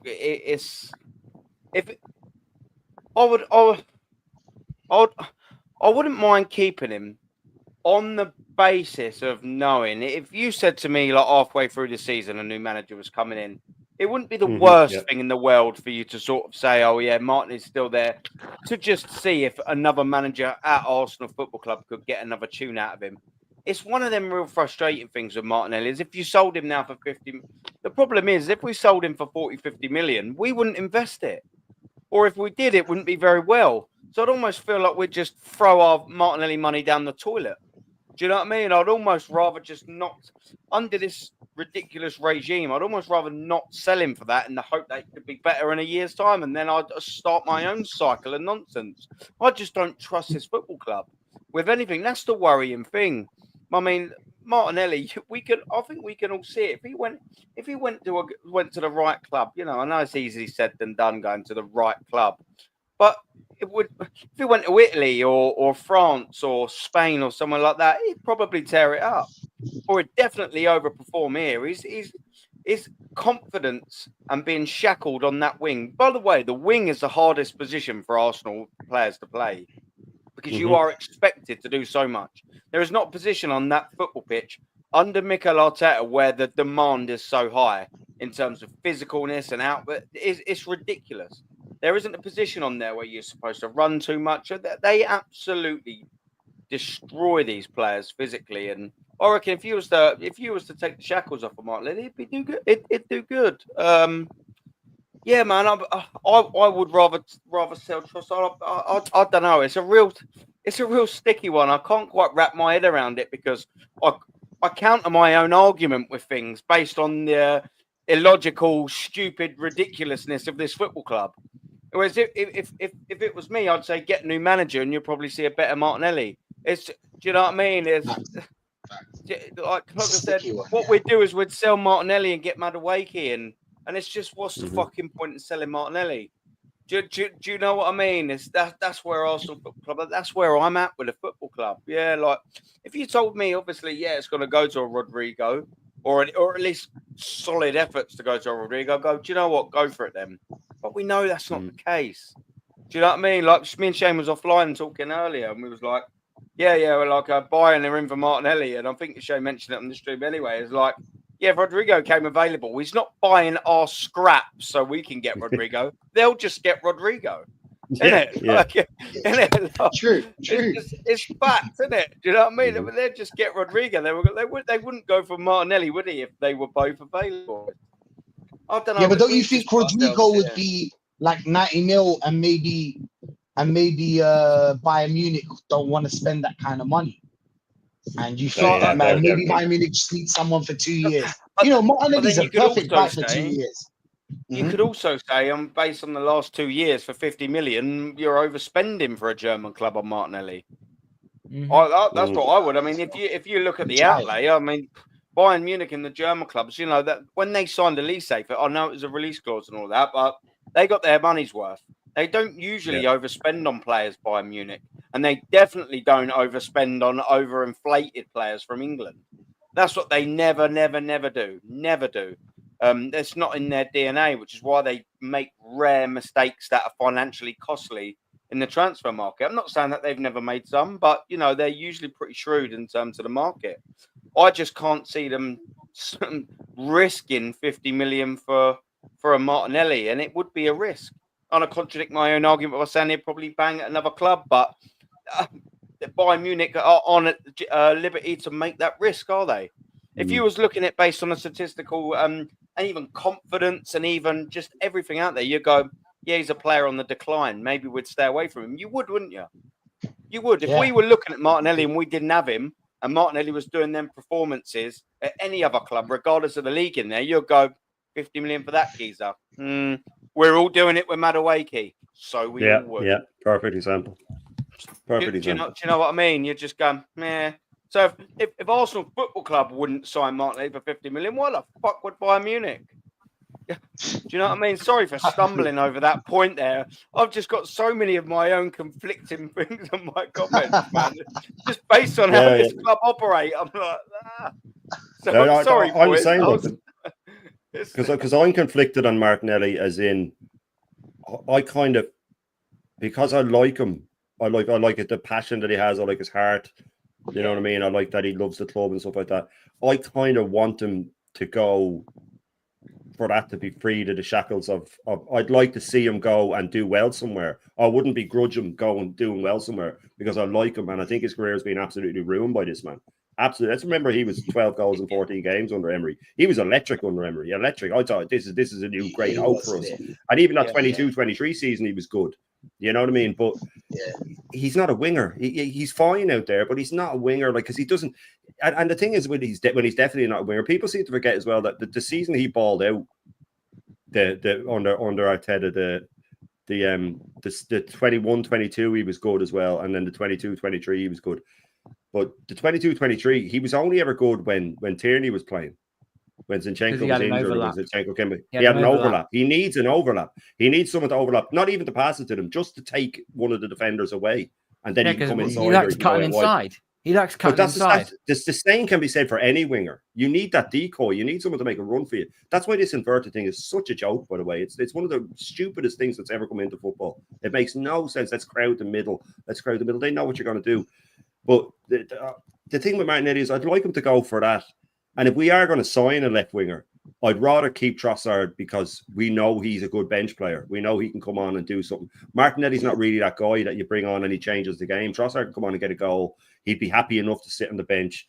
But the thing is, you know, with Martinelli, I don't see him ever improving under this manager. And I'm with Aaron. If I knew a new manager was coming in, I'd say keep him. But if we can get money from him, the thing is, do not be surprised by this either. If we sell him to Bayern, right, not to get money to buy a winger to replace him, but just to finally pay off the Sesko thing.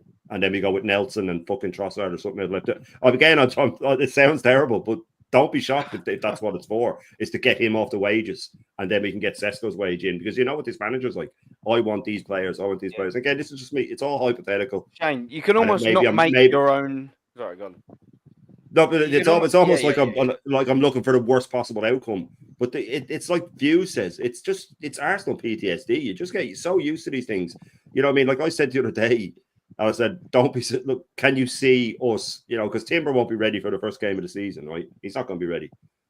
And Ben White we don't know with him. He could need an operation or he mightn't be fit. And I said, Can you imagine we started next season with Zubamendi as an inverted right back because the two right backs are right? No, not right. And I just said it. I said it hypothetically, but when I said it, everybody laughed like that. But then they went, well, since Partey's out, or since Partey's going to walk out, that's what I mean. Since Partey's going to walk out the door in 6 days' time, guess what? That's what I mean. We're screwed at right back. So here's the thing. There was a prime example. I was I've forgotten who the channel I was on now, but when Arsenal played Preston in the Carabao Cup, it was Timber that was on. It was either Timber or Ben. Was it Timber? No, it was Ben White that was on, right? He came off after the 46th minute. No, sorry, it was Timber. He came off on the 46th minute. Thomas Partey came on. We were at that point. We were to play right back. We were 2-0 up against Preston. Ladies and gentlemen, there was someone on the bench we could have used. He goes by the name of Josh Nichols. What position did he play? Oh, right back. Mm-hmm. And we didn't have a lap to play. Okay, he was what? 7, I think it was like 18 or 19, I think it was. Give him a chance. That's when you played him, though. That's when you played him, Carl. That's when you played him. It's where you played Odin Deji. That's where that's where you play Ethan Wembley. It's when you play Lewis Skelly. That's where you play Jeffrey Francis. Those are the times where you have to see what if your academy is good, if you've got players that are good enough that can maybe not start for you, but could they be in the bench and be ready to make an impact for like the final 15, 20 minutes of the game, just to give that little bit of extra juice? But you need to find that out. But this manager just utterly refuses to. And I've said this for time now. The only reason why Lewis Skelly played any sorts of minutes this season was because all of the left backs that he had were duds. Yeah. The only reason. And the only reason why Ethan Wembley was playing was because Saka was injured. Mm-hmm. Not in his actual position as a number 10, because apparently that's fucking Golden Boy's bloody position. Where he didn't play when Odegaard was in. He didn't play all bloody season, by the way. Yeah, that's inheritance. But no, they put him at right wing. So his midfield signings and his left back signings are that shit. An academy product from last season is better than both positions that he signed. Yeah. And that's really all you need to know. Takes the midfield and the I've said position. it before. And I've said it before. Arteta's vision before the last season was to have a left side of Calafiori, Marino, and Martinelli. That was his vision going into the season. I couldn't think of anything worse. The vision. And you know what bothers me most about the Partey thing? What bothers me most about the Partey thing is, if you remember, Arteta did an interview at the start of the season. He said, "Will Partey get a new contract?" He said, "If he proves that he can maintain his fitness." What did he do? He proved it, and he didn't give it to him. No wonder Partey left. He was treated like shit. He was treated like he knew he didn't want to keep him. He was letting him run down because he wanted to get Zubamendi in. And I said a few months ago, I said, "I bet you Bertha was saying, I'm trying to keep Partey, take him aside. I want you to stay. I want you to stay." And if I was Partey, I'd say the exact same thing. I'm not staying with that prick. He didn't want me. Why would I play for a manager that doesn't want me? You know what I mean? I'm leaving. Fuck you. You know what I mean? And then they say, "Oh, Partey asked for more money." You're damn right you did after being treated like that. You want to keep me, then you fucking give me the bag. Give me the bag if you want to keep me, because he clearly didn't. And he's the best midfielder, let's be honest. He deserves He's our best midfielder last season. He's our best midfielder last season. That's when I had the argument with a gal. I said, "We're letting our best midfielder from last season go." "Oh, Rice was our best midfielder." And I said, "We're letting our best midfielder go and replacing him with a downgrade, right?" So we gal just concentrated on the not our best midfielder thing. And I kept saying, "Well, is Zubamendi a downgrade? He's not our best midfielder last season." Yeah, okay. It's not much Zubamendi a downgrade. It's not so much the fact that he's our best midfielder. He was our best and probably only midfielder that can play in the number 6, that can anchor the back 4. On his own. His own. He is the only one in this squad that can do that. Rice might be able to, but he's not. You watch him play at West Ham, he always played in a double. You watch West Ham, he played in a double. When he saw him play England double pivot as well. It was a double pivot. When he plays for England, it's a double pivot. For Arsenal, he can't play as the lone 6. That's why he's in the 8. Back to goal, he's not nowhere near good enough as Partey. Partey can wriggle out tight situations and make a progressive pass and drop a shoulder. Declan Rice, for all he is good at, hasn't got any of that. I guarantee you, if Partey was to ask to do that job, he would probably lead to 5 goals being dispossessed, counter-attacking, and then you'd score a goal near our box. That's what would happen. Which Zubamendi will be as well. Wriggle out of that. Yeah, fact check. Oh, yeah, I was absolutely. Yeah, I would. Yeah, I would have. Yeah, got to that. You're right, Shane. That happened to Moreno, if you remember last game, or the game before that. That happened to I think Moreno. he's still halfway through the first turn he's done for us. That guy, man. Mate, yeah. He's shit with his front to goal, his side to goal, his back to goal. He's just his ass to goal. He's just 360 degrees fucking shit, isn't it? Unbelievable, man. He was the plan. That's what baffles me, and I can't believe how could nobody have seen this. He was the plan. The vision was Calafiore, and we're gonna obviously end it with this, but I wanted to just ask, where do you think we would have ended the season? Because I feel like we would have been like 5th or 4th. Do you know what I'm saying? Some people would say 6th or 7th. I can believe it. Calafiore and Moreno and Martinelli on that side, and the left-hand side. Carl, let's go. Where do you think we would have ended? The look on Carl's face. Yeah. I was trying to think how many points of the league would we have won by? That is not that face, is it? No. 10 points clear? No. You want to know something? We'll probably finish 5th. Yeah. Oh, yeah. I agree 100%.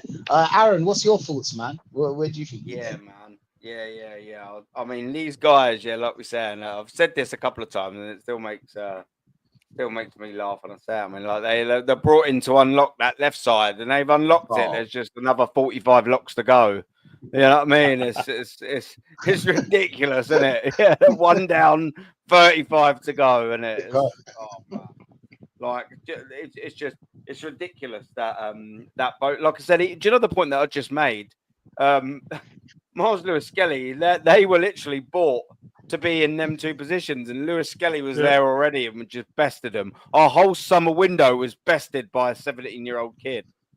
Like 100% of our transfer window. How mad is that? Yeah. And I'm not answering your question, but I mean, I'm going. Oh no. I'm going with Cole, man. I reckon I'm lingering around the 5th, man. Do you know what I mean? Yeah, I'm knocking on them doors. Like I can't lie, bro. Shane, what's your thoughts? Shane's just there, like. Because I'm just trying to imagine it all season. I'm trying to imagine it all season. Because imagine like Calafiore likes to get forward. Imagine Marino trying to cover for him, tracking back at the speed of him. It would have been an absolute fucking disaster. Tweedledee and Tweedledum, isn't it? Martinelli would have had to do everything. But no, I'm with 5th. Sure, I'm getting called preposterous and all online for saying that we're going to finish 5th next season if we're lucky, which I do genuinely believe it, 100% believe it. And I'll plant my flag. And if I'm wrong, I'll admit it. I'll hold my hand up and go, I was wrong. But I'm just looking at it from someone that's been watching football for 38 years or whatever it's been, and looking at how we're falling apart. And but last season, if we had the 2 of them starting and left them down that left, that's less than a Fulham left-hand side. You know what I mean? They wouldn't get in the Fulham team. You know what I mean? Marino wouldn't get in the Fulham team. He wouldn't get in the Fulham team, and not in midfield. He wouldn't. So look, it's one disaster after another. We would have been bollocks, but this is this man's vision. Like them getting injured and stuff saved him. You know what I mean? Shane, the players we sold to Fulham would get back in our team. Yeah, they would. Yeah, they would. Smith Rowe would have a go and fucking getting back in, and we've got Nelson. William would. William would. Yeah, I did want to touch on this though, because Aaron mentioned about like that we're bringing back all these lads from loan and stuff like that, and he's going to play them. I kind of agree with that in a weird way, as if to put Arteta on the spot, as in, I'm not buying you 7 or 8 new players. You better use these now. You're meant to be this great coach. You fucking use them. And I don't mean play them all the time. I mean, use them the way they should have been used the season before last. When you're 3-0 up, bring one of them on. When you're playing in the cup, start them. If you're at home to one of the newly promoted teams, give Sambi Lokonga a go and give Rice a rest or something like that. Use them like a normal manager does. But then the eyes will be on him. That is in Berto will be going, you better start using this. So I don't want to hear about hamstring injuries. I don't want to hear about all of this stuff. So I do kind of agree with that to an extent. The only thing is that the team suffers drastically because of it, because these guys are absolute dross. They're absolute dross. Most of them that went out on loan couldn't get in the teams they went on loan to. You know what I mean? So-called lesser teams. So yeah, no, we shall see what happens. But the next season is going to be interesting in a really bad way. When I say interesting, I mean interesting as in like finding a lump in your bollocks. Like, you know what I mean? It's just going to be absolutely You know what I mean? It's not going to be that interesting, but it's going to be sort of horribly interesting to watch everything fall apart. Interesting. Interesting. A very interesting analogy. Lump on the bollocks, isn't it? Oh, this one's It's the first thing that came to my mind. I don't know. That must be Sharon, isn't it? Oh, that one's interesting. Well, listen, I'd rather talk to the fucking lump on my bollock than fucking talk to a gal about football. That's definitely more interesting, isn't it? You get more sense out of it anyway. Yeah, 100%. Yeah, You're prettier to look at as well. Like. Oh, 100%. It is what it is. It is what it is. But guys, I'm really grateful for you for coming. But we've got some breaking news, though. We've got some breaking news before we wrap up. I need to get to Tesco. I mean, we've got 20 minutes. But yeah, was that the breaking news? To wrap up. Yeah, no. The breaking news wasn't Tesco. The breaking news was William Gallas criticizes buying Kepa. We should criticize you buying you. That you should criticize your own self. I don't know how Wenger bought him. And to be honest, the only thing that really was weirder than him being brought to the club was him getting the number 10. I don't know how. I really don't know how, but I don't know. I don't know what he was. I don't know if he was on the mushrooms or what was going on, but yeah, there you go. Carl, want to take it from here? Former Arsenal captain William Gallas does not think that the Gunners should sign Kepa this summer. I think Kepa to Arsenal will be a strange signing. The second choice goalkeeper should be a young player who is learning that can take over from David Raya in a few years' time. Like a Karl Hein, like a Tommy Setford, we already got already. Just to add that one. I'm not sure why you'd bring in someone who is older than him with no eye to the future. Arsenal should be looking for someone in their early 20s who can learn and grow. Playing in the FA Cup and the Carabao Cup, Kepa isn't that player. And then the Nancy Gooner, who's quote this is Arsenal News Channel, idiot. Disagree with Gallas here. 5 million to steal and feel confident in Kepa as a number 2. He is still a very good goalkeeper. 6 clean sheets in 31 league games is not good for a goalkeeper. Yeah, for a good Bournemouth team and all. 50 got stabbed that day, right? He didn't get stabbed, right? Shut the fuck up with that shit. Okay. He got cut. Motherfucker had a scratch. He got cut a little. You want to see what I got? You look on my finger right here. If you look on my finger. Mate, do you know what? This is the angle that all these top gooners are coming from with this year, and because it's the 5 million. Like, yeah, but it costs 70 odd million. They think it's a steal. Yeah, but it's not worth 70 million now, so it's not a steal. When we're signing him on the same wages as Ederson, that's not a bargain. It just ain't. It's low enough of a fee for me to just go. Oh, yeah, I've had my little hissy fit about it and just go whatever. But usually, I mean, the only positive thing out of it is usually we're used to seeing a 2 or a 3 in front of the fucking 5 as Arsenal Football Club, isn't it? So I mean, literally clutching at straws or positive things to look at. At least it weren't worse. That's the only thing that is positive you can say about that. 9 keepers, Aaron. It weren't worse. Bro, 9 keepers, and we had a World Cup winning keeper, a Copa America winning keeper. Yeah. You can ask Messi what that guy did for them. You don't even need to ask Messi. You can just watch their games. He basically won the World Cup for them and the Copa America. Do you know what I'm saying? It's not the right profile. He wins trophies, so it's not the right profile. Oh, it's not the right profile. Okay. Yeah, he's got an attitude problem. He's got an attitude problem. Yeah. Because it's a big personality. he'll be dealing with that. In the dressing room. Yeah, yeah. 100, man, and negative. 100%. But big up to every one of you, man. Big up to Carl. Carl, you got anything coming up? You want to tell the people then? First of all, thanks for having me on, mate. Much appreciated. I have got a show tomorrow night. The Take Aim podcast is back, episode 5. We're going to be going through the details of Jury and Timber calling out Arteta when he was pretty much stuck on a Zimmer frame for most of this bloody season.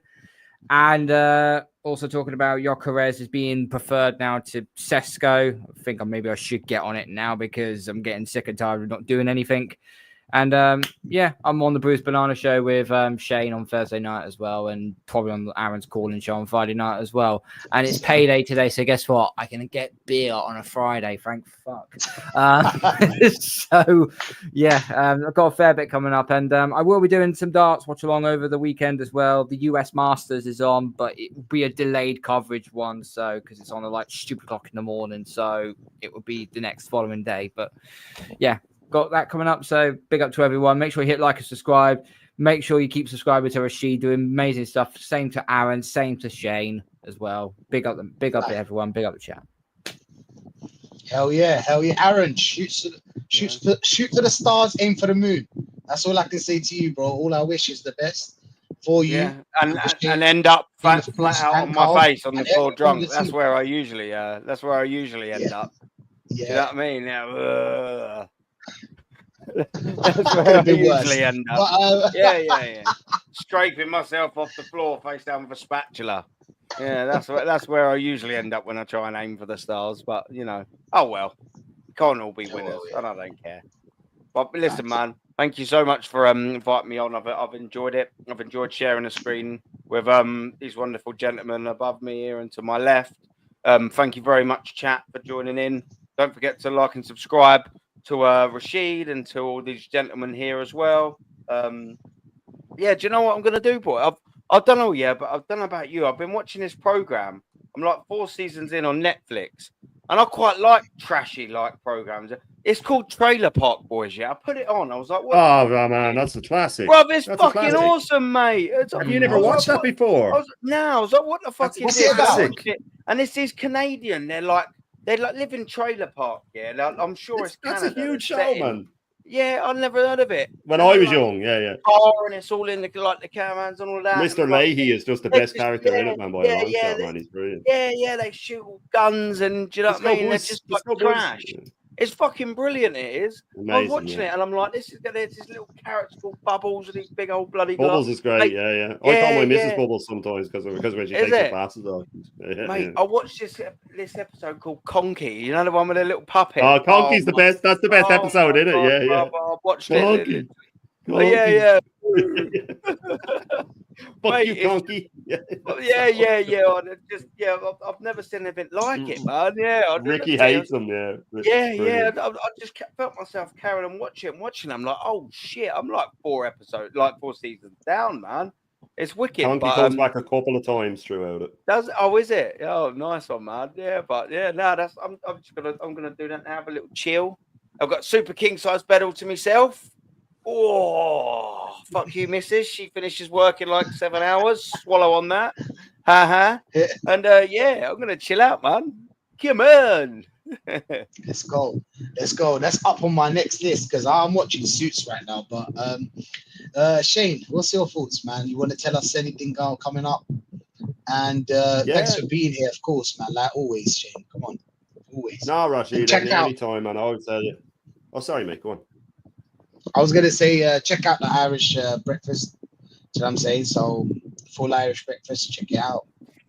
As you should check out. Aaron, are you still doing the morning shows? Are you still doing it? Bro, sometimes I got it's hard because I've got to go to work. Sometimes when my missus ain't got the car and she ain't got work. Okay. And and then because I've not been able to be consistent with them, sometimes I you know what I mean? I'm a bit in and out of them. To be fair, sometimes it's impossible for me to be consistent with them because of scheduling, regardless. But yeah. Do you know what I mean? Every now and then, if I can do them, I try and squeeze them in. But I've been up so late again. Last night we didn't wrap up till 4 a.m. We finished my thing about 2.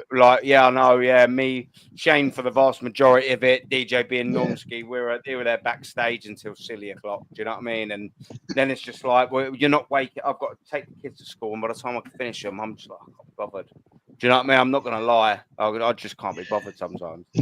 It's hard. Not like this man. He's got the consistency right there. And good for him. Good for him. He deserves everything he gets from that show. That's what you do, mate. Turns up every morning, same time. That's what you get, mate. Consistency. That's what it's all about. And good for him. 100%. Shane, You want to tell the people what you got coming Yeah, man. up First this week? off, thanks for having me on, Rashid. You know that anytime if I'm free, I'll come on anytime at all. You were there for me at the start, same as Aaron and Carl and Views and people like that. Yeah, the full Irish tomorrow, 10:30. And then obviously have it. That's every day, and then the Bruised Banana will be Thursday night. I am sort of have another little. I want to do another panel show down the road, maybe in the next 2 weeks. That I'm sort of messing around with. I don't know if I'm just going to use a name that I have, but it's just I'm sort of messing around with it. Me and DJB were talking about a show that we're going to do, not a regular thing, but a one-off. So there's a lot of stuff in the pipeline, and all good stuff. And yeah, just loving it at the moment. Big up to obviously to Aaron. Always a pleasure to share screen with him and Carl too, and yourself, Rashid. And yeah, onwards and upwards, man. This community's growing. The tide is changing, man. It's fucking changing. It's changing slowly but surely.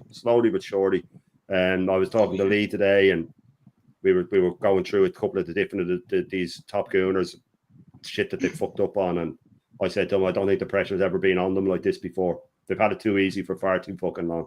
They've had it too easy for far too long. Nobody ever questions them. They ponce around, and now there's enough people out there that are calling them out on their bullshit. And just like Arteta, they're starting to make mistakes, man. They're starting to make mistakes. Cut the head off the snake, and then the rest will follow, man. We'll get our club back soon. Don't you worry. We'll get our club back. Exactly. That's what we want. I mean, you know what I like as well is when one of us from the whole team, of course, I see him on other shows talking to these top gooners, because go back maybe 1 year, 2 years, that wasn't existing. You know what I'm saying? That didn't exist. Because he probably just had North and the others weren't really, you know what I'm saying, on other people's shows. So you only got Lee and North. So now we got much more of us. So you'll find that in every show. And let's keep fighting the good fight. You know what I'm saying? We will win. We'll win it at the end. We are going to win at the end. 100%. We're the only real ones. How long can you like? Yeah. Exactly. How long can you shake stuff? How long can you spin it? How long can you know what I'm saying, smoke and mirrors? Like it gets to a point where you can't. But yeah, man, big up for being here. Love to every one of you. Like and subscribe to all the man. And I'm out, people. I need to learn. Man United played 5 finals in their last 5 years. The United that everyone lost at played 5 finals in the last 3 years of building that building. You didn't reach a final. What do you think of the current Arsenal situation of sort of 6 years now, 5-6 years without a trophy, but they're building and they're sort of getting better each time? That's a tall building now. The building is tall. There's a lot of the building is really tall. You know, I understand. At the very beginning, you arrive, you're in a situation at the beginning where it's not your team. You need at the very least 3 to 4 transfer windows to be able to change everything that you want to change. Get rid of the guys that are on a good contract, that don't want to leave, that maybe don't like the way you play or you don't like the way they play. So it takes time. Now, the last 3 years, we've been in a situation also where we should at least bring a cup, whatever it is, or a final.